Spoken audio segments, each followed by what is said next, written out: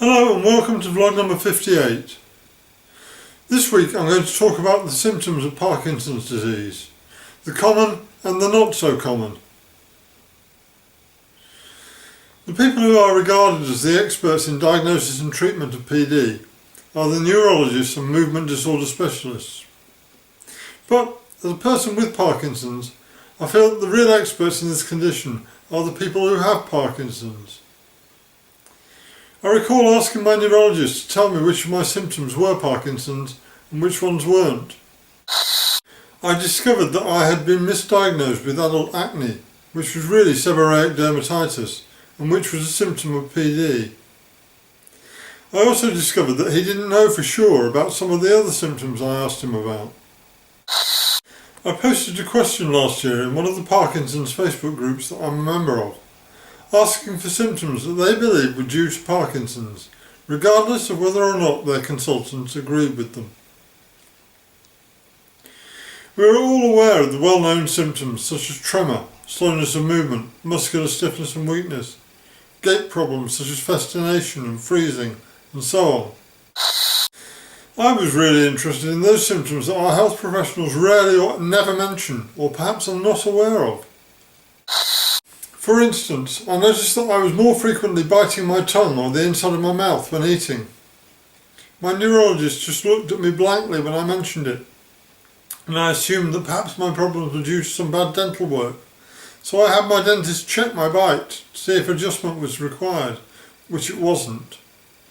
This tendency has progressed to such a degree that I cannot eat anything these days without biting the inside of my mouth, which is now very sore and painful. It even happens when drinking a cup of tea. I'm convinced that this is a symptom of PD, and there were many instances of people in the group saying that they had similar problems. I'm sure that this is due to the muscles in the mouth no longer working the way they used to. I mentioned this to my Parkinson's nurse and she has referred me for speech therapy, saying that they may be able to help me. We shall see. Sciatica is another thing that I suffer with, and which my neurologist said was not a PD symptom. It certainly seems to me, however, there are a lot of people with Parkinson's who also suffer with sciatica, and some instances of improvement following medication for Parkinson's. Back and shoulder pain are also very common in people with Parkinson's, with this being an early pre-diagnosis symptom in some respondents. Urinary urgency and frequency and urinary hesitancy are also widely reported. A number of vision issues are apparently connected to PD, although no one has ever mentioned them to me. Blurred vision, itchy eyes, watering eyes, changes in depth perception, extreme sensitivity to light. A number of people cited dry mouth as a symptom, but this could well be a side effect of medication. Excessive saliva and drooling are more usual symptoms of PD. Excessive sweating is a PD symptom.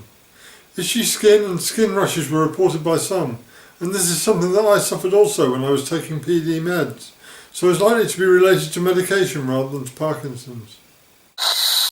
An aversion to tight or closely fitting clothing was reported by a fair few people.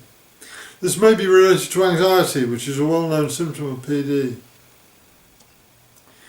I and quite a few others have issues with typing, not due to tremor, but more to do with brain processing, I think.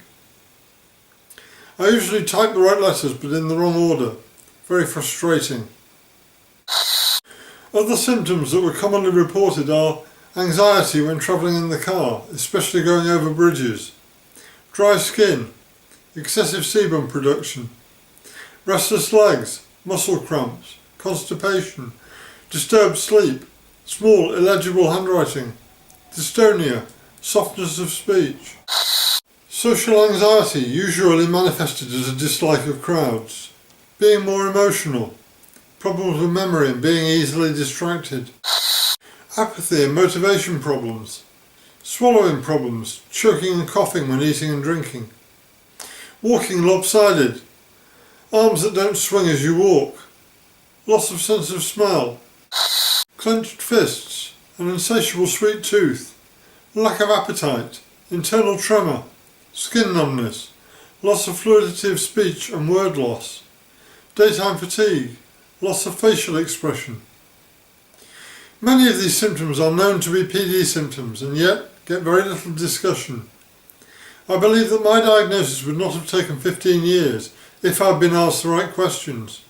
But so many of them can be attributed to other conditions or simply advancing age that the patient would not think to mention them. At least I didn't.